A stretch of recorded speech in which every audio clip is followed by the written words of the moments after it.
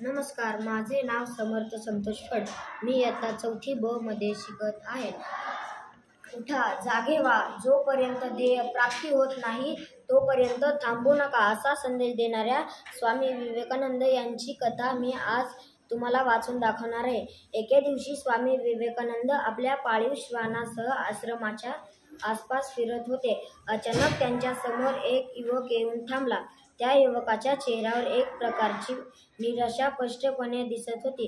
त्या युवकाला पाहून स्वामी विवेकानंद थांबले आणि त्यांनी त्या युवकाला येण्याचे प्रयोजन विचारले. युवक म्हणाला, स्वामीजी, मी खूप वैतागलो आहे. मी शिकलेलो आहे, मात्र मला काही केल्याशिवाय यश मिळत नाही. मला दारोदार फिरावं लागतं. मी सर्व प्रकारचे उपाय करून पाहिले, मात्र माझ्यासारख्या शिकलेल्या युवकाची फरफटच होत आहे. कृपा करून मला काहीतरी योग्य मार्ग सांगा, असं तो युवक स्वामी विवेकानंद यांना म्हणाला. स्वामी विवेकानंद त्यांनी क्षणाचीही वाट न पाहता त्या युवकाला सांगितलं, जा, माझ्या श्वानाला थोडा वेळ फिरवून आण. तो युवक थांबला, थबकला. त्याला काही समजेना. मी स्वामी विवेकानंद यांना माझी व्यथा सांगितली. त्यावर काही मार्ग सांगण्याऐवजी ते म्हणाले, श्वानाला फिरवून आण. काय संबंध? माझ्या अपयशाची आणि या श्वानाला फिरवून आणण्याचा काय संबंध? असे अनेक विचार त्या युवकाच्या मनात येऊ लागले. मात्र स्वामी विवेकानंद यांची आज्ञा मानून तो युवक त्या श्वानाला घेऊन गेला.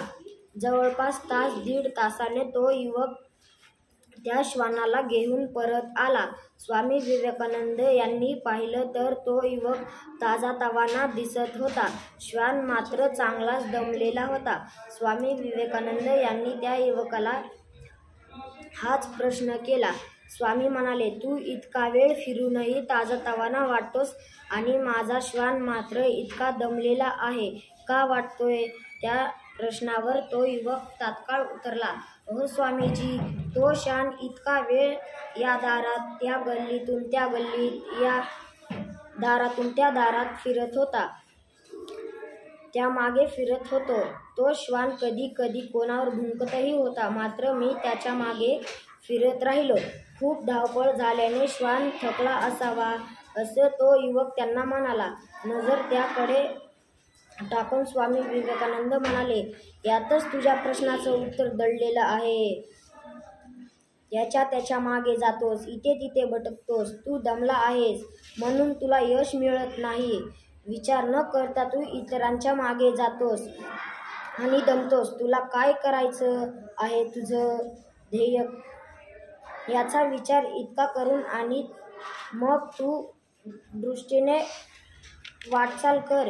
यश नक्कीच मिळेल. इतका वेळ मनात विचारांचा काहूर माजलेल्या या युवकाला स्वामी विवेकानंद यांचे हे शब्द ऐकून क्षणात समाधान मिळाले. तो युवक स्वामी विवेकानंद यांच्या आश्रमाच्या बाहेर पडला तेव्हा त्याच्या चेहऱ्यावर एक हास्य होते. धन्यवाद.